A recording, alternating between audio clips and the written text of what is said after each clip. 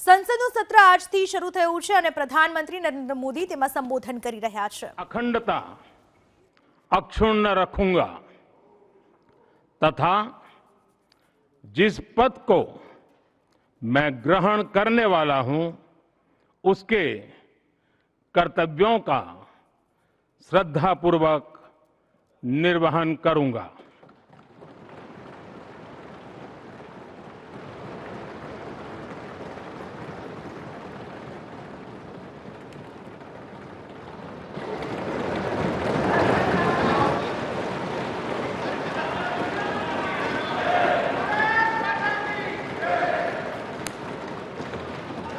अठारमी लोकसभाना प्रथम सत्रनी આજથી શરૂઆત થઈ છે। 10 દિવસનું આ સત્ર રહેશે, જેમાં 2 દિવસ સત્રની કામગીરી નહીં થાય રજા હોવાથી બાકીના 8 દિવસ સુધી આ કામગીરી ચાલશે।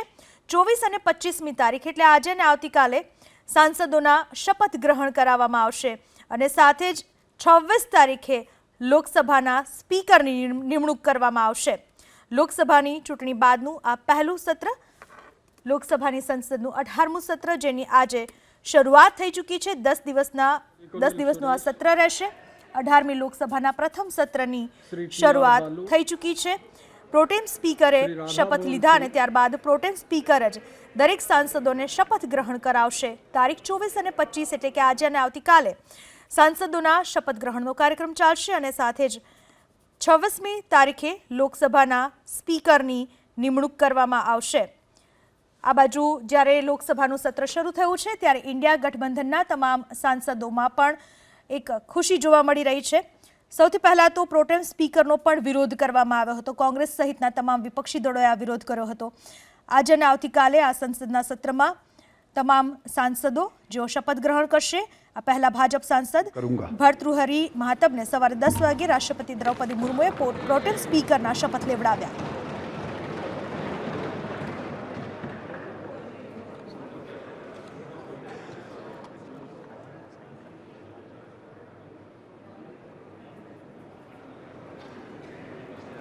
સંસદના નવા ભવનમાં પહેલી કામગીરી સતત ત્રીજી વાર સાંસદ બન્યા છે નરેન્દ્ર મોદી।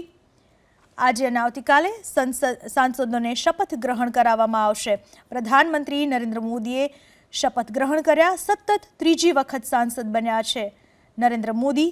સંસદના નવા ભવનમાં પ્રથમ શપથ કાર્યક્રમ આ વખતે જે શપથ ગ્રહણ કરાવવામાં આવી રહ્યા છે એ સંસદના નવા ભવનમાં આટલા વર્ષો બાદ જ્યારે સંસદના નવા ભવનનું નિર્માણ થયું ત્યારે તમામમાં પણ એક ઉત્સાહ। 7 એવા સાંસદો છે જે 7 વાર જીત્યા છે। 2 એવા સાંસદો છે જે 8 વખત સાંસદ બન્યા છે। આ તમામ શપથ ગ્રહણ કરશે। 2 દિવસ શપથ ગ્રહણનો કાર્યક્રમ ચાલશે।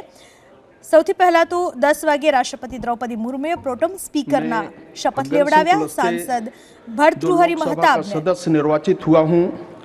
ईश्वर की शपथ लेता हूं कि मैं विधि द्वारा स्थापित भारत के संविधान के प्रति सच्ची श्रद्धा और निष्ठा रखूंगा।